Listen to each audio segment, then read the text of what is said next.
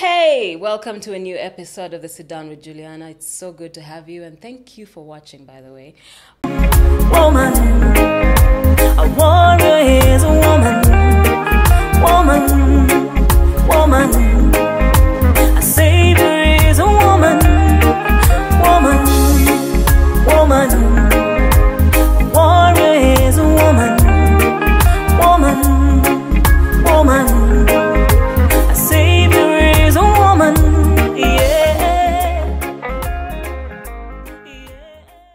On this episode, this gentleman, again, I've known him for a while. We've been friends. We've been in the same industry. Well, he does something else, I do something else, but Kampala is small. He's a husband. He's a father. He's a comedian. Effortlessly funny, you guys. And he happens to come from Ombokolo. Ladies and gentlemen, Salvador. Hello. Hello. I'm even having Now you're being goosebumps. Listen, it's always nice meeting people you admire. Oh. Yeah, meeting people who inspire you. So, Ooh. who am I? Who am I to be on your show? I admire you. Hey. I really do. It's a two-way street. Let me just say, yeah, you're the people who inspired us to do what we are doing today. Thank you. Because you put in the work, you put in the consistency Yeah. and the discipline. Eh. That's the most important thing. Isn't it That's why you're interesting still when who you look are. back and- That's why you're still who you are. You can take 2 years without even releasing a song, but the day you do, we are all running for it. We are all rushing to listen because that is what you have implanted in us. Wow. Because we always look forward. So I am honored. Thank you. But can I say that you've done the same, probably 10 times more?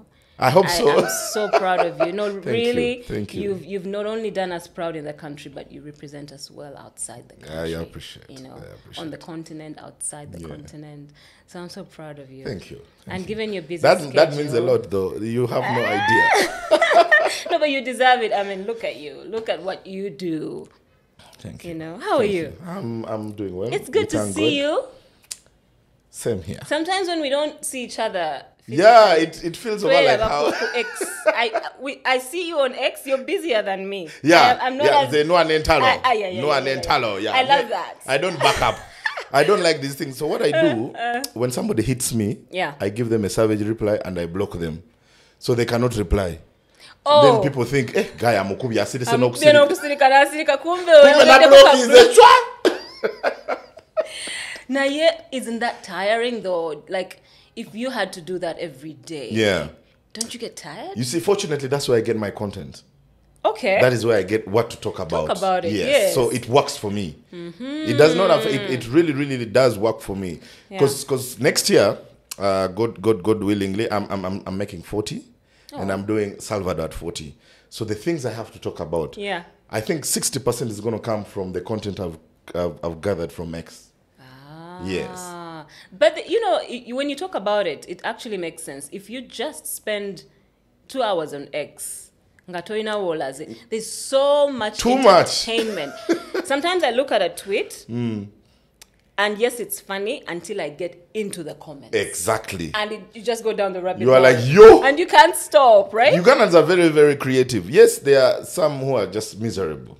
Who just want to impose, because they say misery loves company. Yeah. So they like to impose their misery on you. So no matter what you write, they will always have a negative comment, regardless. So you just let it happen. You let it flow.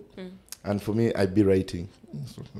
Okay, No, she this said guy. this. Okay. You note it down. Then nenchizimba mu comedy, nenchizimba mu joke. Yeah. And before you know it, even the person who has written will not even realize that I got it from them. Yeah, but let's even start there. Don't you feel like, first of all, I feel like social media has become a reflection of what's going on Yeah, in that's our true. society. Yes. So when you read these, very negative comments, for me, it's like, have we become so sad? Are we going through so much? And I don't know about you guys, but I feel like it's gone out of control since 2020, Yeah. since COVID. Yes. I may be wrong, but there's a certain level of negativity and sadness and depression that's going on, and you can see it reflect in Yeah. people's What I behavior. think is, the truth of the matter is people are tired. are tired. They've They been are through a lot. sad. They have been through a lot. Yeah. Unfortunately, you see, when you depend when you depend on somebody for anything, that person can easily let you down. This sentiment, government, tetuyamba. Yeah? If you always depend on if you think the government is going to do anything for you, you are going to live a very miserable life. If you can't just come out of yourself, let me see how to survive. That is the only way you're going to make it happen. Yeah. But if you are depending, if you're letting all those things affect you, trust me, you have a long way to go to heal. I like what you say, because for me, it's until I learned that in life, no one's coming to see Nobody. Me. You are on your own. The moment I figured that out, I found such peace of mind, I can't even explain it. When I realized that I'm not going to get anything from anyone. If someone does something well and good. Good, yes. Let it be a bonus. Exactly. Yes. It's not that they must. And I actually noticed that on social media. People seem to trust... And it's okay, because the government it's supposed to do its work. Yes, it's supposed to do its work. But then if they don't, if someone in the government has not delivered, and that is going to affect the quality of your life and your happiness, you're in trouble. You are in trouble. That's the honest truth. Let me give you an example. You see, I usually don't believe in sentiments. Tuja. You know, when you post something, you put your post and you say, I have a show, it's going to happen. Even your own friends say, tuja. And then on the day of the show, none of them even shows up. No, storage. And then you go and see on Snap, they were out there buying a bottle of Dom Perignon, buying champagne, and you're like, you could not even spend 50K for your friend. So I stopped another thing of, well, I depend on, I am my own person. Exactly. I depend on myself. When I will say I'm the one who made the mistake to look for the pothole. Not that the government has to fix it. I will blame myself for hitting the pothole. Yes. Because if you put your trust into other people. Another human being. In another human being. They're not responsible for you. They are not. Nobody cares for you. Man. And trust me, guys who are watching, the day you learn to stop depending on another human being, be it your brother, even your children, your wife, your husband, your mother. The day you learn to not depend on them and expect everything from them is the day you'll find happiness. That is very, very true. If someone else comes on board and, they do something for you, they care for you, just thank God for it. You thank God. You're like, just yongera kwecho and keep moving. Let it be a bonus. How are you? Wonderful. I'm okay. By the way, I'm at peace. I am happy with myself. Isn't it funny? Because I was about to ask you, when was the last time you felt at peace? I think when I realized that I am my own person, that I should not depend on anybody for help. Yeah. That is when so the decisions I make, they may look funny to other people, but they are for me. They make me happy. So if I make a decision that is hurting you, that is affecting you, you are the problem, not me. That is your problem. Yeah, that is your problem. Yeah. I will do my own things. For me, I need to be at peace. I don't need to depend on somebody else to let me know, hey, Kolawechti, go in this direction, move here. When I decide to like somebody, I will like them. When I decide not to like somebody, I'll not like them, regardless of what people say. Yes. Yeah, so the day I realized that, that, you know what, it begins and ends with me, that is when I found peace. The day you realize you don't need to be a people pleaser. People pleaser. It's a killer.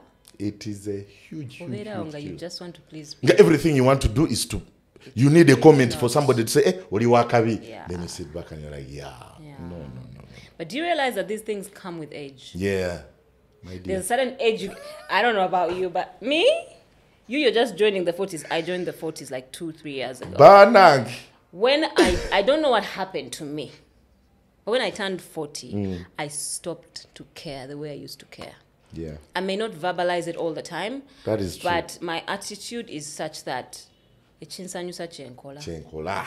am not going to go out of my way to offend anyone. But it's true. It comes with the age. I'm not going to step on someone's toes intentionally.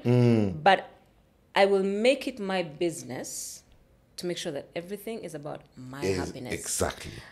Yeah. That is very important. Like I like how you said it. It comes with the age.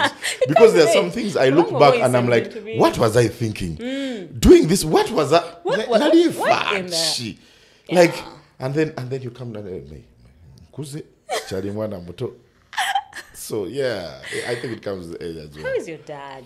You've been My tweeting dad, about him. yeah, he's not How well. How is he doing now? He's not well. He was diagnosed with stage 4 colon cancer, I'm so sorry. which spread to the liver. So we are managing. Yeah. We are managing, and that's another big concern for especially Ugandans. Because I've had the opportunity, after, he was diagnosed, I've had the opportunity of going to the Cancer Institute. Yeah. It's not good. Things are not okay.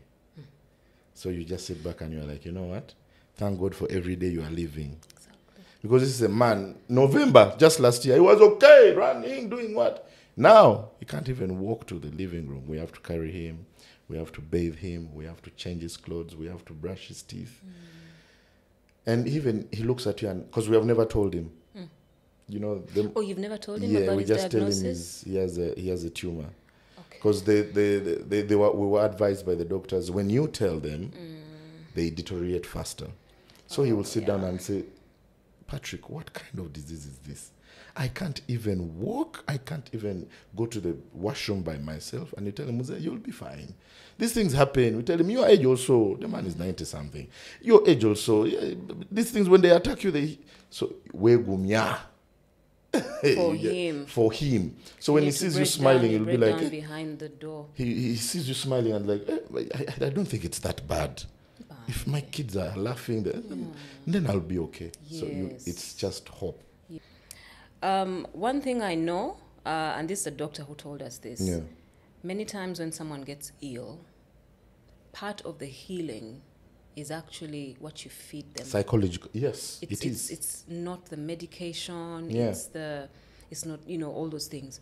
It's what... The thought process. Because what happens is when you worry, you weaken your immune system.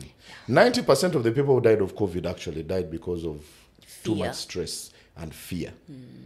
Because oyina COVID ingenda kufa. And once you weaken your immune system, the only line of defense, leave alone these medicines. The medicines are just to boost the immune system. Once you weaken that line of defense, that's it. That's it. Growing up, and because your father raised you, of course, at one point he was your protection, your everything. And now you are an adult. You are your father's protection right now. Yes, right now. You are taking care of him. You're the one who gives him hope. Yeah. You're the one who provides the medication that he needs. You pay the bills. It's like the roles have reversed. Yes. What has that taught you? Honestly, it has taught me that when you're a good father, what you give is what you'll get. Yeah. I am not taking care of my father because of any reason. I am taking care of him because he loved us. He was there for us. He protected us.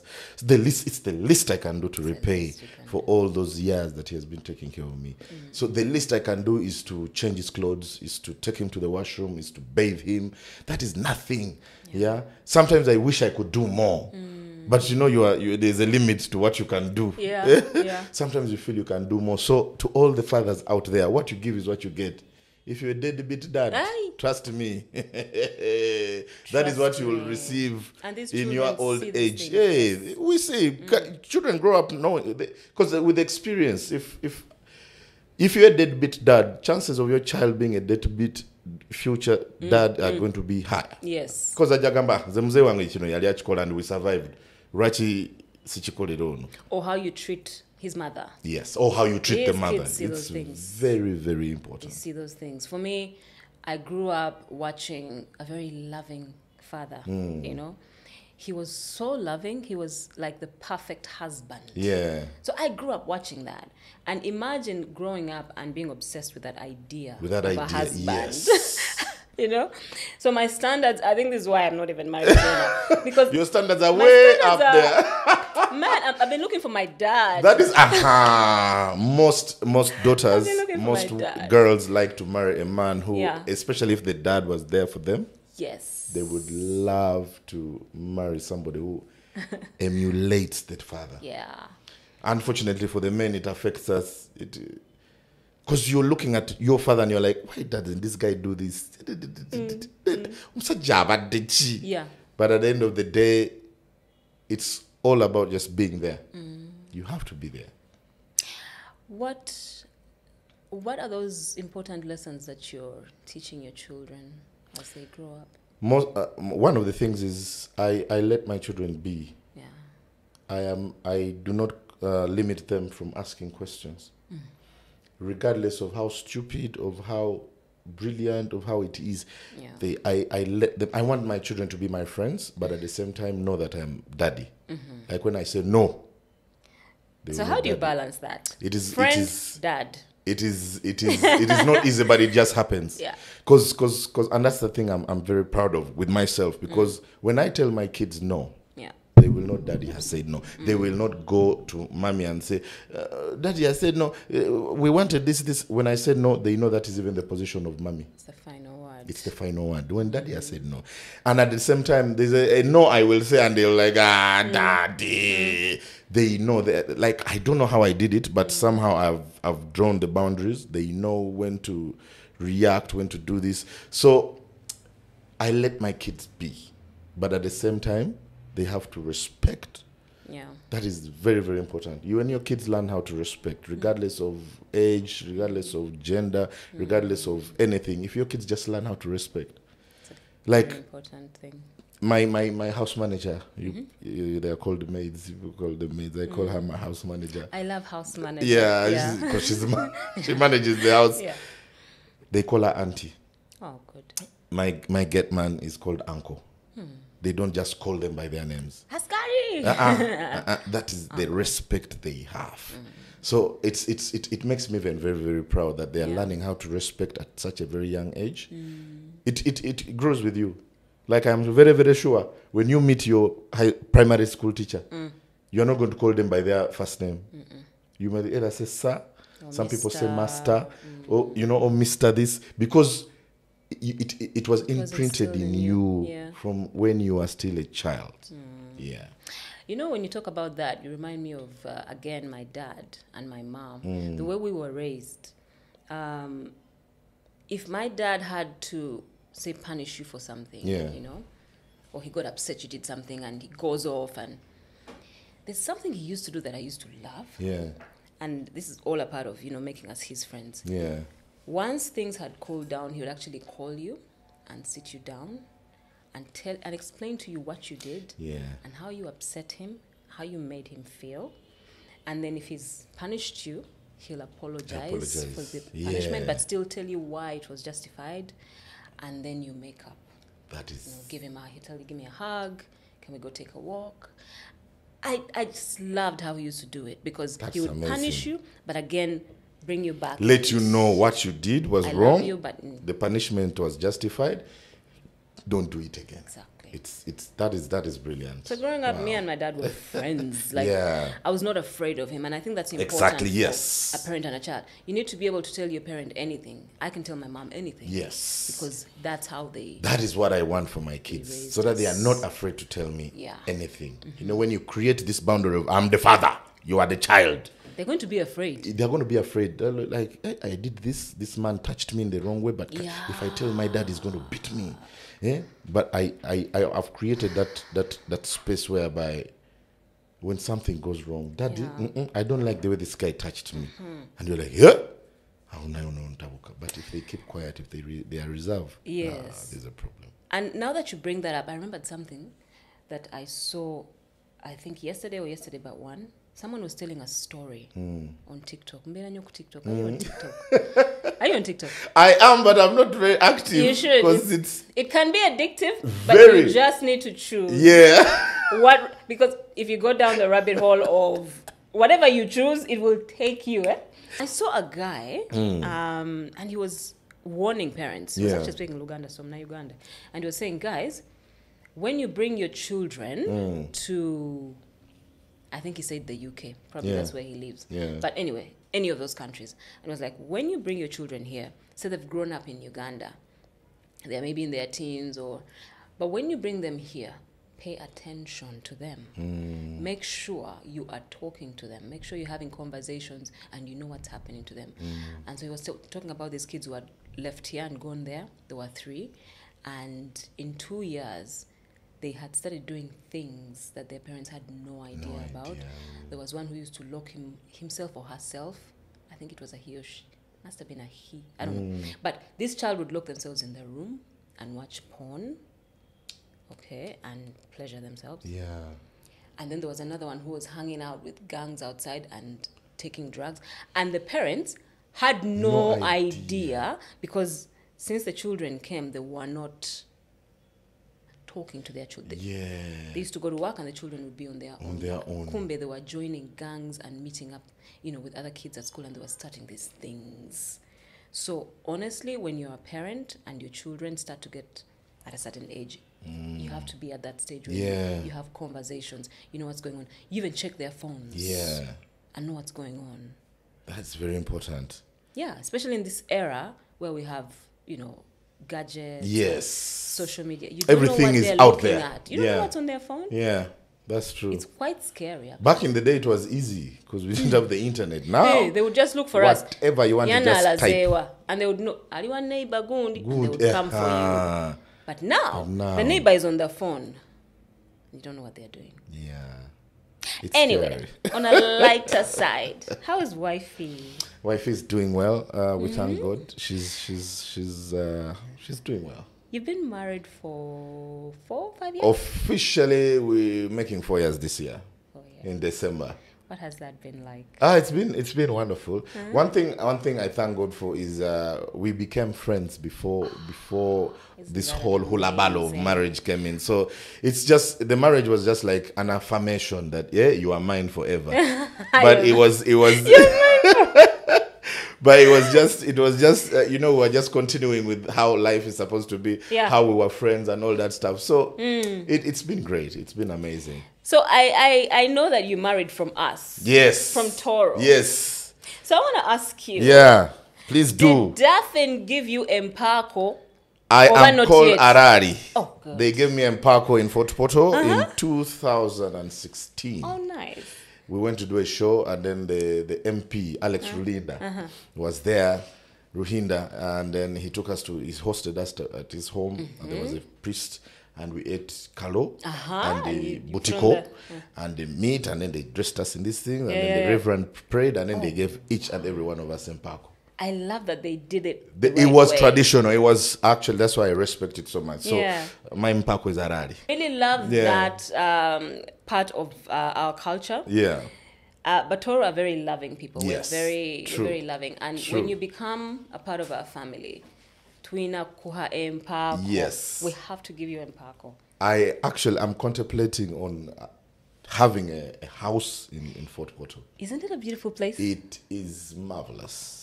It's breathtaking. And the fact that so many people know me, I know so many families, because it's a family thing. Whenever we go, I don't like going to Fort Porto to work. Yeah. I like to go there to chill. 1 minute you are in this family, the other minute you are in this family. They are visiting, they are happy for you. And the fact that you are eating the kalo. What do you like the kalo with? I like the kalo with, they do it mostly with goat's meat. Okay. Yes, the stew. You should have my mother's version of, she makes, the kalo, millet. Yes.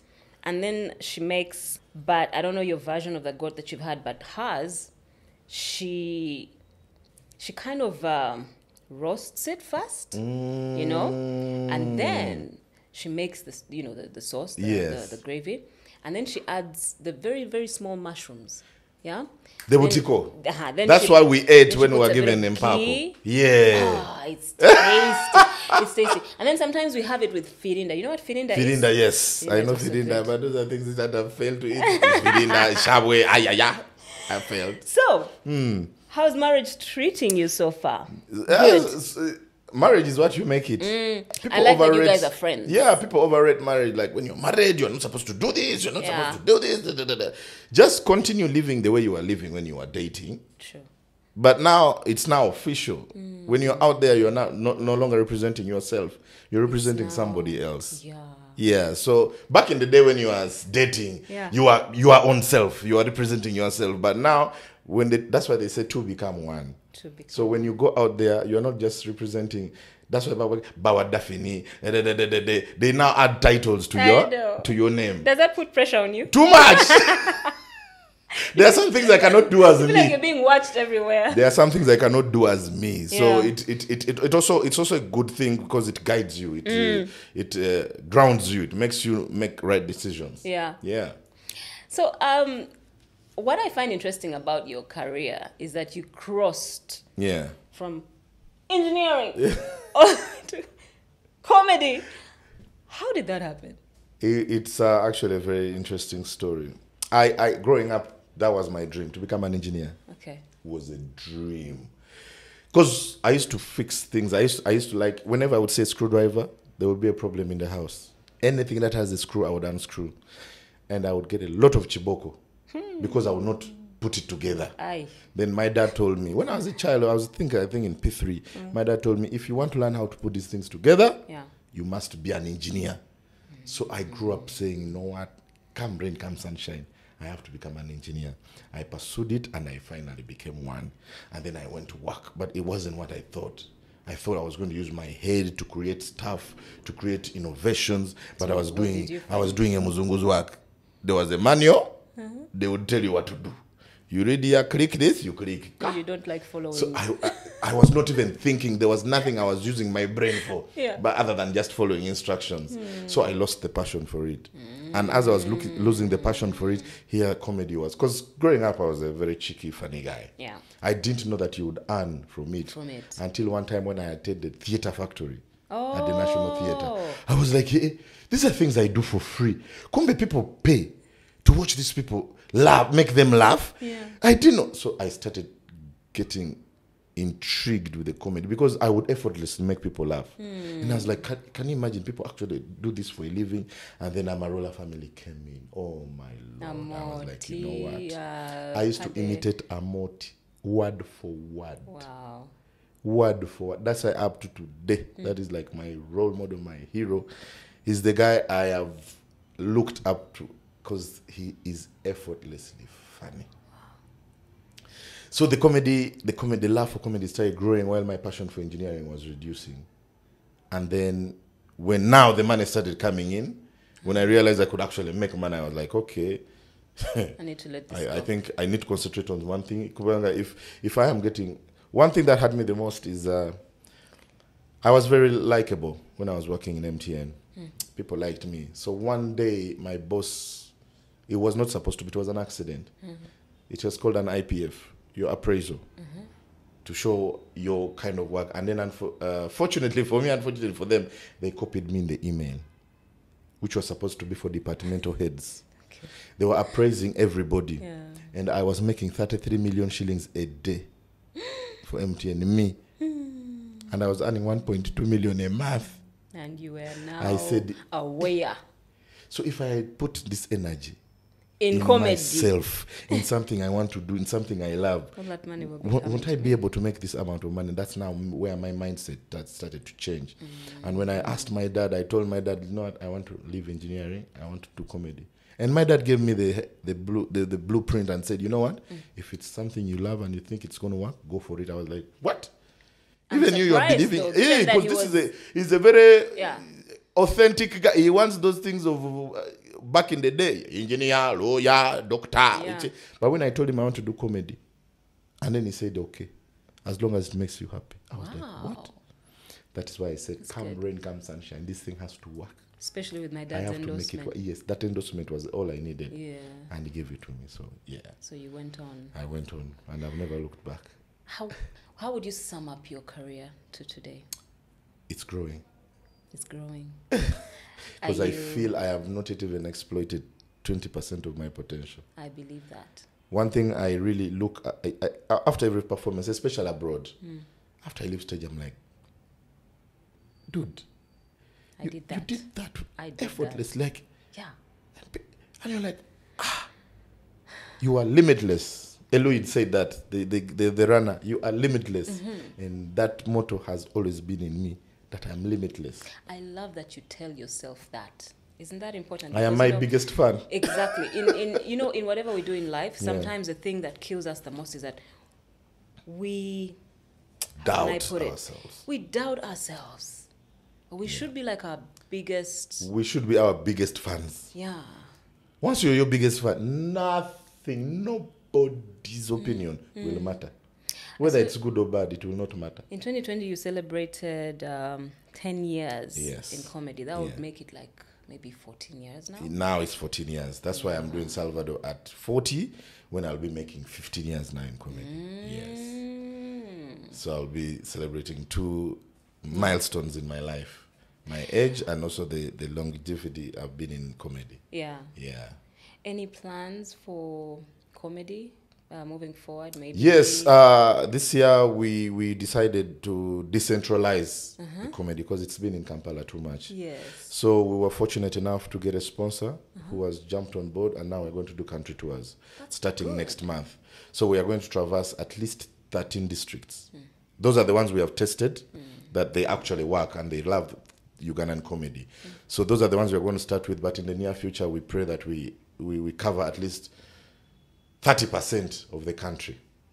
You know, the good thing with that is that you give those people over there, the comedians that haven't got a chance to get a platform. Because what we want to do is because the past 2 years I've been concentrating on doing tours, on doing up-country shows. So we want to empower the comedians in those regions to also believe in themselves that I can make it work in my own region.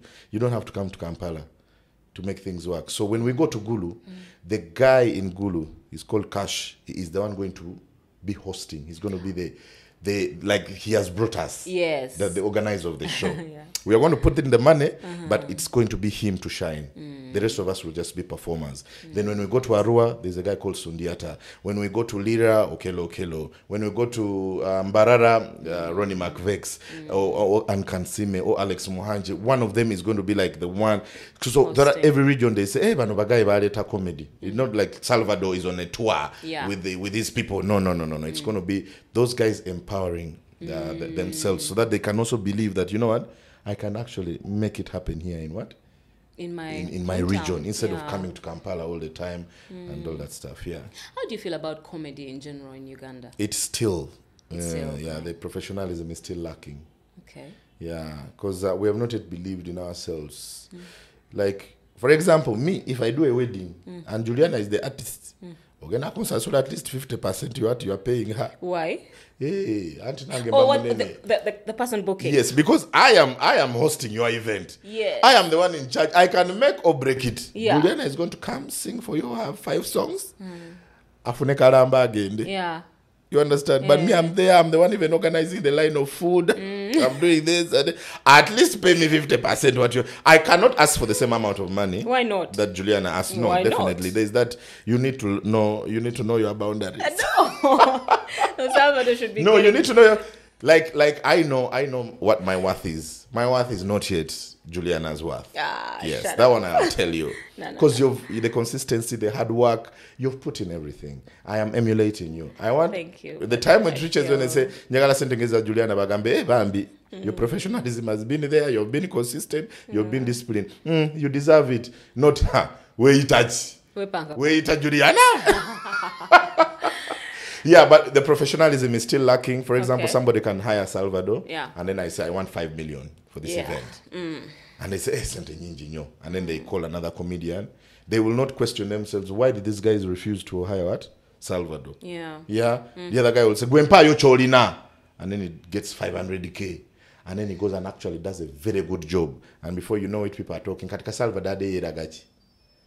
Achanjiga million 5 or 5 million for what? Yet this guy came and did the what? So that's where we are. You know, that hits different when you say it, and let me tell you why. It's the same thing in our industry. Yes. That sometimes you want to change certain things. Yeah. And just, put it upon yourself and say, as Juliana, I want to change how promoters treat artists when it comes to this and this. Yeah. And then you start setting the standards. Things are moving well. For example, the shows we do outside the country. Yes. For me, it's been the biggest challenge. That when promoters want to book us from, Europe or the US, they come with a certain mentality of who they think we are. Thank you. And the word is think. They think, yes. Who they think we are. So they come to you and say, fetwina zino. Business class is very expensive. Economy. So, man, it's very good that we have people who represent us and speak for us. Because sometimes as an artist, I am tempted to say certain words to people. But as you try to maintain those standards, because somehow I think I've managed for the longest time to maintain those standards, that certain things are not negotiable. They are not. How I travel, where you sleep, I stay when I get there. At least I want the stage and the lights and the venue to look like this, at least like this. But then you do that consistently for about 4 years, and then someone comes and they tell the same promoter, I just want to come to the States. Yes. Emirates, that is my dream. So how do you think the industry is going to grow? Thank you. So, we have to be on the same page. On the same page. But that's difficult. But it's very, very hard because everyone has different reasons why they do certain things. Yeah. I did an interview with a certain gentleman, and I said, no promoter in Uganda can afford me. And people thought I was showing off. I wasn't showing off. I was just speaking the truth. It's because you know your Because worth. I know how much I'm paid out there. I'm paid for just doing 15 minutes on stage. And I'm paid a lot of money. So when you see me performing, you see me on a poster here in Uganda, I am doing somebody a favor. Yeah. I am either supporting a colleague, because I want the thing to grow.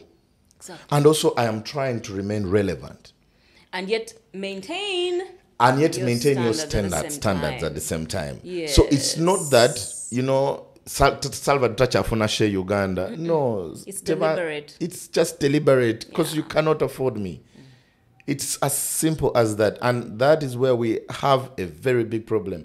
I will give you an example. Somebody wanted me to do a show in the UK. They called us, we had a meeting at the Kampala Sheraton, and they said, we're going to have Jose Chameleon, we're going to have Winnie Nwaji, we're going to have They were mentioning all these big artists. And they said, now, to crown, the icing on the cake is going to be you being the MC. I was like, wow. The man talked, but he was not talking about money. Because he gave me this dream. He gave me this dream. I said, yeah. Then at the end of the day, I said, hey, bro. So, now, all that said and done, I'm very excited to be the MC. Chirichitia. It's just sente. The man said, Salvador, for you, easy. We'll just, I'll get you the ticket, where to sleep. I'll just give you like £200. Why? So I look at this guy, I said, my brother. That's how you see me? He said, yeah, your colleague accepted 100. He told me about, and I said, you know what? 100 is even cheaper, Go with him. They tend to do that. Me, the least I can do, because the last show I did in the UK, I got £5,000. I think it's a way to maybe, I'll just use the word threaten for lack of a better word, so that you can accept. You can accept. And yet it's so unprofessional. You can't tell me about my colleague's business. What you've discussed with my friend, my colleague, you shouldn't come and now share with me. That is why NDAs are very, very important. Yeah. Before you negotiate a deal, get your NDA, let the guy sign. Yeah. If you ever hear that information anywhere, you sue the guy. How do you start telling me your colleague, the other guy accepted to do it, but people know you because you have an international brand. People, we want to bring in different demographics of people. And I'm like, you think £200 is my worth. Yes. The man said, you're going to be in the UK. We are going to take you around. I said, I think until players in our business start to change their mindset when it comes to things like that, that is how we're going to grow. Yeah, we still have a long way. And the funny thing is, it's not that the person who's hired cheaper is going to do a bad job. No, they will go and kill it because they want to show off. Now you have imprinted it in people that Juliana Kanyomozi. I know. To them, they don't know that there's a word called consistency. Or you will do your all, they call you the second time. Material. So there's a point you made recently It was about mariachi. Yes. And the Teng Teng thing. Yes.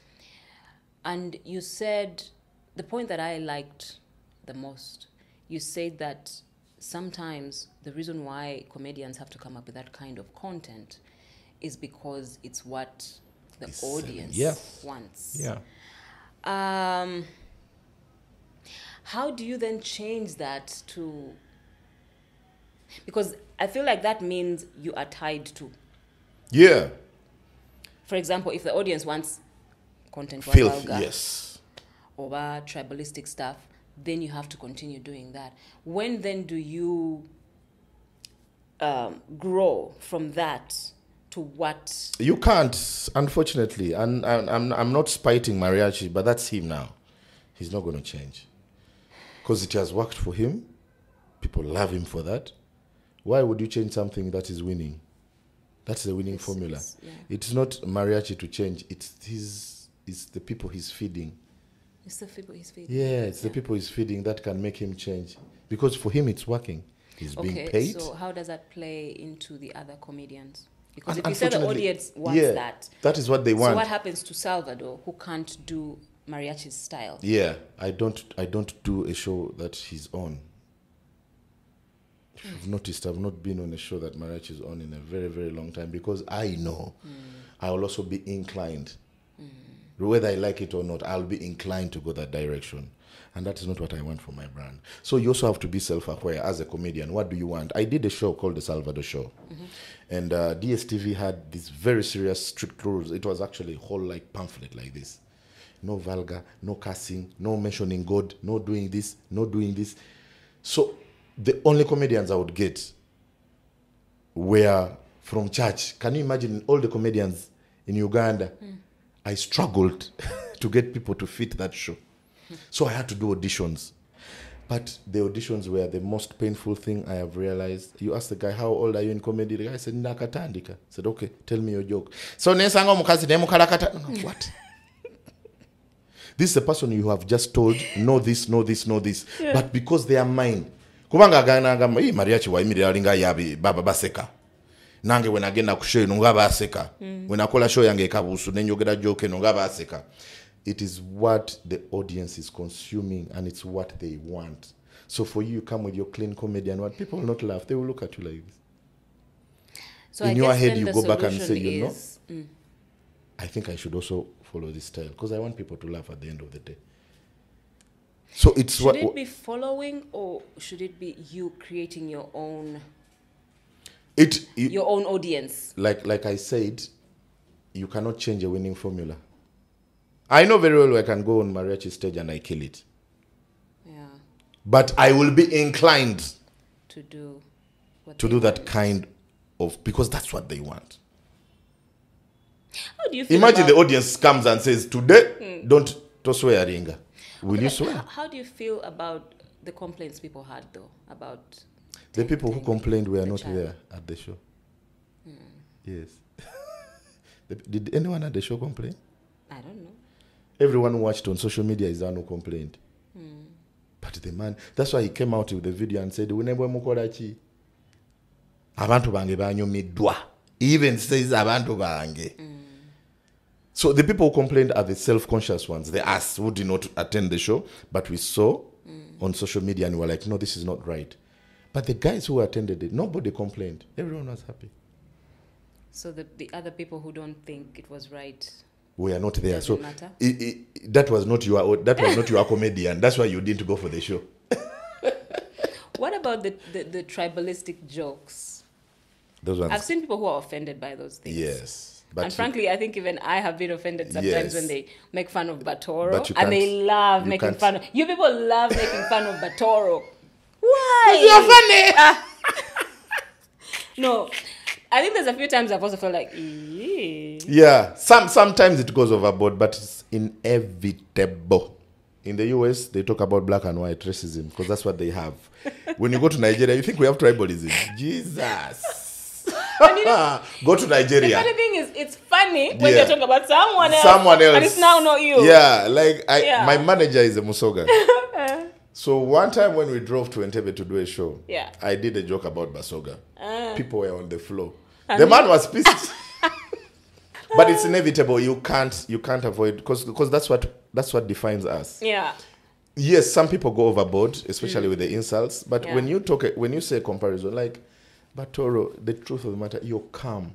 You're slow to react to anger, to this. So when I compare you and an actually woman, that is where the comedy comes out from. So imagine an actually marrying a mutu. That will be drama. The Mutoro from beginning to the end. The Mutoro would never speak. The man will quarrel for both of them. He will quarrel his part and then he will ask, why aren't you not quarreling? Then he will start quarreling on your behalf. So it's inevitable. It's inevitable. We have to, because these are the things which define us. The only problem with the stereotyping is when we go overboard. Yeah. Yeah. I think there's a line. Yeah, there's a line that it is where you can draw. Yeah, it is where you can't cross. There's like me, one thing I can't do is talk about disability. Yes. Talk about religion. Something that brings people together is something that you really have to be very careful when you're talking about. Religion, culture. Tribe is okay because there are many tribes, but there are few religions. And then there's no way you can talk about disability. Yeah. So you also, as a person, as a comedian, you need to know where to draw the line. You need to have principles. You need to have guidelines. I did a joke about people who stammer. In Uganda, it was very, very funny. But in the UK, I didn't know that was a disability. It was considered a disability. So, Nkola Joko, omukazi yaja nangamba, you were very, very funny until nalokanyumiza, I have a son who stutters. Natango kundagebe ngaba mwana bamukola ko ne operation. Bananga, I felt that day, I felt disgusted with myself. I had a very good show. Even that joke, people laughed. But when this lady shared her experience, I went back to I didn't even go for the after party. And it was in Manchester. That one I'll never, ever forget. I went back to my room. Guys were like, let's go out. I said, no, Aunt. Let me first. I sat down and I was in deep thought because this lady poured out her heart. Did that change moving forward from that moment? How you, like when you're coming up with your scripts? When I come up with my script, there are things I can't even write. I cannot even put on a paper. You double check everything. I make sure I don't even go there. I'm glad she came. That actually, because I would have imagine continued. If she hadn't. So you see how the audience can change the perspective of a comedian? Yeah. That's exactly what I'm trying to tell you about mariachi. If the audience says, we don't want this, he will change. He will stop. Yes. It is as simple as that. Do you ever run out of jokes? You've In been Uganda? funny for over 14 years. Do you ever feel like you've run out of jokes? No, yeah, there's a time, like the past year, Yeah. I thought I was done. Really blank. I was blank. I was even doing shows. People were laughing, but I was not feeling myself. I ask you that because it happens to me Yes. as an artist. Yeah. I rarely write my songs. Of course, I have songwriters and stuff. Yeah. But even then, there are times when, for example, I've approached my songwriter. Yes. And it's like, give me time. I feel blank. Yeah. Even there's sometimes when I get to studio and I'm singing, yes, the voice is there because it never goes. Nenga, you are not feeling Nenga it. say feeling. And I'm like, I need a break. And that's the worst feeling if you're not feeling yourself. It's the worst thing you can ever. You can go, like I did an event for HP, the computer, the printers and bichi. Yeah. People were laughing, but deep down I was like, nope. That was not my best. Yeah. Immediately after the show, I entered my car and I went home. This was not worth it. Bro, thank you so much. My people are still talking about you. Deep down me, I'm like, Then there's a show I did like 3 weeks ago. Wombo restaurant. About 120 people. Yeah. Just behind CPS. But I performed. Ngasagara nakuva ku stage. I was enjoying myself. People were laughing. Nengamba, sinagwam, ncharimu. I think now that feeling, when it came, I just did it a few weeks ago. Yeah. Now I just want to be on stage. So, this is something that I think the audience or our fans never get to know. Yeah. But for someone who's been in the business for that long, I can relate to what you're saying. There are moments when I've felt like I do not even want to look at that microphone. I Thank don't want to you. step on the stage. And yet I have to. And then there are moments when I've left the stage and I'm like, damn, I could do another. I could do another. hour. Thank you. And so what people don't realize is that we also go through it. Yeah. Either sometimes you're going through personal stuff. Thank you. Maybe you've had a loss in the Yeah. family. Maybe you're depressed. Like, we have those moments, and it's funny how the audience never gets to know. They never get to know. They never get. There's a time Daphne got me bookings, and I looked at them and I told her, can we give back these people their money, please? Because Sarah, I'm not feeling myself. Now you go, you do a show, people laugh, and you're like, you guys are just doing it on purpose. You are not laughing genuinely. Got away feeling. Me, there's nothing I hate like, even if there are two people. If I'm enjoying myself, I'll have a very good show. Can we then say that maybe it's important for us to know when not to go away, but to just take a break, and be okay with it? It is very, very important. For me, I do that with myself, and sometimes people think, yeah, panka. Oba ya Guam. Tachalina. They don't know that personally. It's a decision you've made. Yes.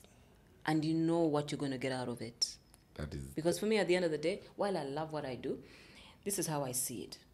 If my cup isn't full, I have nothing to offer you. Thank you. So if I feel like my cup is empty. It's going down, I need to refill it. How do I refill it? Take a break, re-energize, rediscover who I am, find new passion and reasons to come back and sing for you. Yeah. Because if I don't have that... If you don't have that, that's it. That is it. There was an interesting tweet I saw. Must have been a couple of days ago. I'm going to read it. Yeah. Most Ugandans on these streets are very gullible. They will feed on and celebrate any news as long as it brings someone else down. Whether they know the person or not, as long as the news isn't about that person winning. They don't know that the founders of such news are very bitter and miserable. Yes. Basically, misery loves company, but the truth always wins. Yeah. I love this because I've had this thought for a while now. Yeah. It just happened to me recently. That guy is called Kakwenza. When he tweeted about my wife, because right now she's in Canada. She went to study, but that is information that nobody wants to care about, because if you are winning, nobody wants to know. So they said that she's seeking political asylum. The reason why I say most guys on those streets are gullible is everybody has seen me tweeting about MK. Everybody has seen me taking pictures with Museveni. Basically, politically, I'm okay.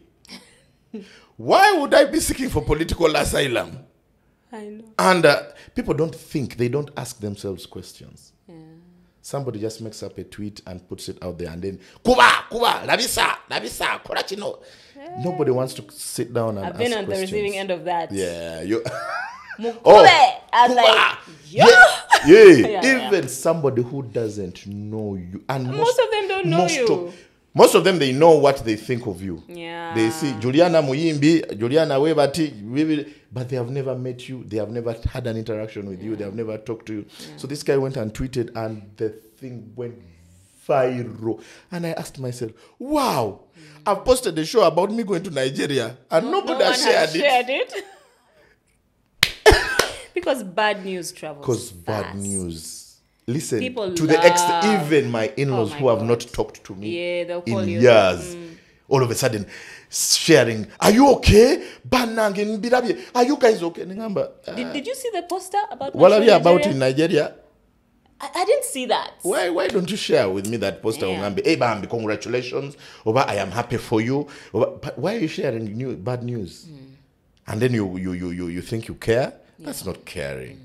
That is wanting to amplify on the news. Kubanga, if I tell you, mwana guy yankobye, guy yamdabisiza bichi, you'll go and say, Salvador, by the way, been to be truthful. Then before you know it, the news is spreading. Yeah. And then I'm like, you Ugandans, come on. Why don't we celebrate wins? Let us celebrate people winning. Because it's boring, and it's because it's not about them. Nzendi wanombona bona, why are you winning? Where you touch? Now when I hear Juliana is suffering,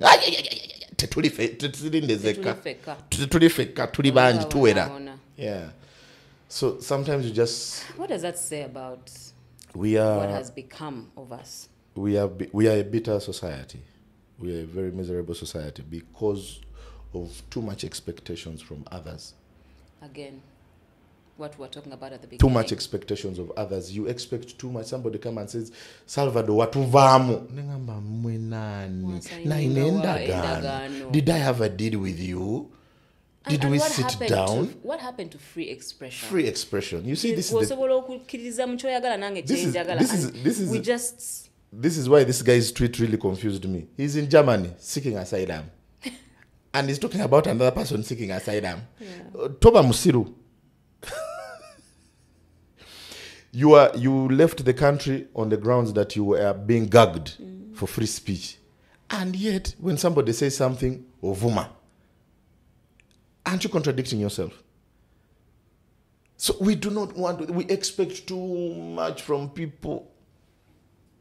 Nowadays, I don't expect much. Did I put in the work? When I advertise a show, I am not going to entertain these things of tuja. No, I will put in the work. I will do the marketing. I will do the drives. I will go on radio, do interviews. And let people not come because I have not done marketing, not because I expected too much from them. Yeah, I think it really takes me back to what I said in the beginning of this year. That I think we need healing. Like, there's so much bitterness among us. Too much. You know, people get happy when someone is passed, when someone is unwell, you know.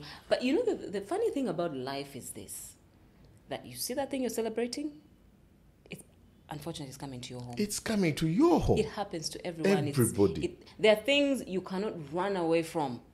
The first time I shared news about my dad, somebody went and said, government jemwagala kati mutwale mulago tolabo baba namujanjaba. I looked at that tweet and I'm like, jeez. I said, my brother, these are things which are coming to your doorstep. Just because it has not happened to you, it doesn't mean it can't happen to you. It will. Unfortunately, that's just the way life is designed. Yes. You know, which is why, again, I say, like we said in the beginning, just live your life and forget about trying to impress people and expecting sympathy from people, because they probably they're not in that space where they want to give you any sympathy, and that's okay. That's okay. That's fine. You know, sometimes I can be in my whole house the whole day in my room. No TV, no radio, no. I'm just there lying down. And I'm at peace. I am at... let me tell you, people don't understand that like I do. That feeling? Oh. I will sit in my house, have my favorite cup of green tea, watch Netflix, and I will be the happiest human being on this planet. And people don't get it. They don't. Tell me about relaxation. How do you relax? How do you spend your... That is the... That's when I believe that I'm growing up. Nowadays, the things which make me happy are the simplest of things. I can sit there with my dogs. I see them running, and I'm happy. Going out nowadays is very painful for me. Which brings me to my next question, which is probably going to be the last. But, Salvador, you said you stopped drinking. Yeah, I had stopped. But I had to don't tell me you've gone back. I had to resume because, like I told you, I had to impress the sponsor. Okay, but in the beginning, what got you to just quit? Like I said, you know, when you grow, even your conversations change. Yeah. Instead of talking about Tuganetchikube, you are now thinking about blood pressure. You're thinking about diabetes. You think about healthy eating. Going to the gym. I used to be at home. I feel funny pains. Out of the blue. All of a sudden, your stomach is paining. Your head is paining. You have not even done anything. Yeah.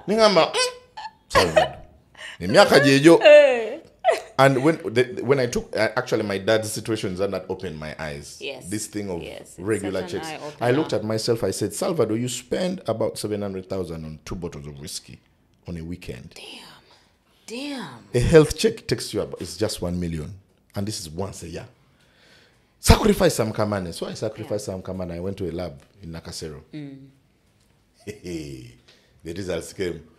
Do you know how there is green and there's red? Green, you are okay. I had red. Simanye liver has glucose, everything. Most of the, like 90% of the things were in red. Because My of doctor told me, alcohol. Salvador, lifestyle changes, and it begins with the alcohol. But after the 30 days, I went sober. Banange Juliana, I have never felt healthy. So good. No headaches, random, and I was drinking a lot of water. And now water has become part of my menu. Like I drink at least 6 bottles a day. That's good. Which is about 3 liters. Keep it up.